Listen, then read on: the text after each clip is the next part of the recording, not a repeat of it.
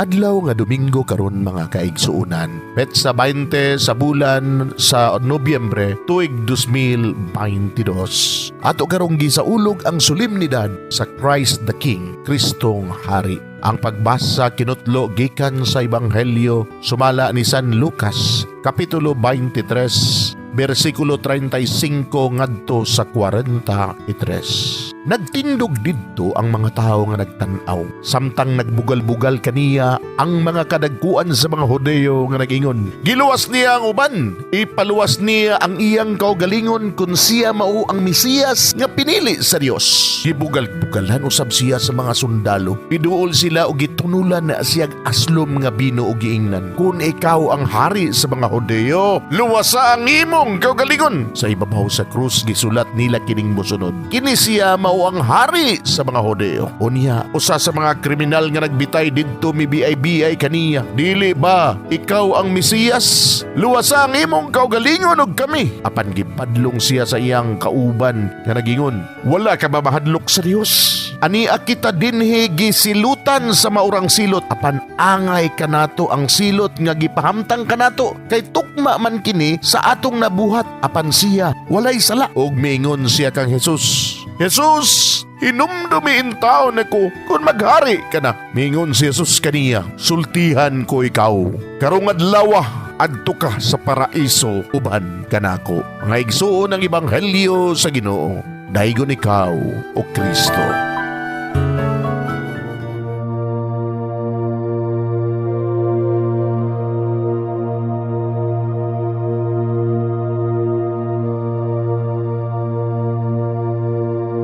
Pagampo sa dili pa magsugod sa trabaho. Magampo kita sa ngalan samahan sa Anak ug sa Espiritu Santo. Amen. Langit mo namong Amahan, sa among pagsulod nining trabahoan, among gidala ang imong presensya uban kanamo. Among gipamulong ang imong kalinaw, imong grasya, imong kaluoy, ug ang imong perpektong hanay sa among mga trabaho. Among ipadayag ang imong gahom labaw sa tanan, diha sa mga butang nga among mahimo, masulti, mahuna-unaan ug mahukman sulod nining adlaw. Ginoo, nagapasalamat kami sa gasa sa kinabuhi niining bagong adlaw, niining kahigayunan nga kami nakasulod sa trabaho ug mamahimong parte niining nga grupo. Salamat sa mga gasa nga imong gitugyan kanamo. Hamong gamiton kini diha sa pagimaya kanimo. Hatagi kami sa kusog ug kadasig sa pagbuhat sa among mga trabaho.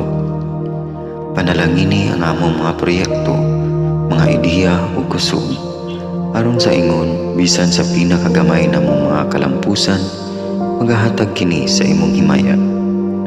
Ubani kami Ginoo sa among pagtrabaho nining adlaw. Puna kini nga lugar sa inspirasyon ug kusog. Tabangi kami nga magtrabaho isip usa ka grupo nga mapakita sa usag-usa ang kamaayo. Himuha kami nga maayo nga makabot namo ang mga butang nga kinahanglan namong buhaton. Himuha kini nga lugar nga puno sa kalipay ug panagihigalaay. Ug kamugaway ug kalinaw ang mapatigbabaw niining dapita. Ginoo, kung kami anaa sa kalibog, giyahi kami. Kung kami muwadaan sa kadasig ug paglaom, dasiga kami.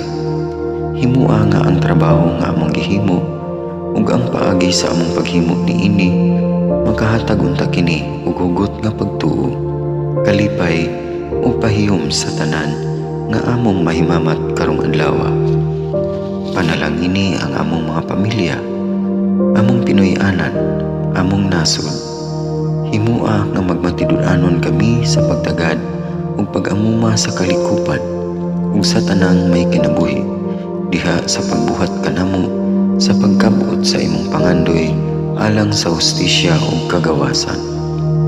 O Ginoo, sa among pagbiya nining lugara, tagay kami sa imong panalangin ug kaluoy sa among pagbiyahe. Panalangini ang among mga pamilya ug Pinoy-anan nga anaon ta sa maayong kahimtang sama sa among pagbiya kanila. Ginoo, salamat sa tanang butang nga imong nabuhat, sa tanang butang nga imong gibuhat ug sa tanang butang nga imong buhaton pa. Sa ngalan ni Jesus, among giampo diha sa tumang pagigugma ug pagpasalamat. Amen. Sa ngalan sa Amahan, sa Anak ug sa Espiritu Santo. Amen.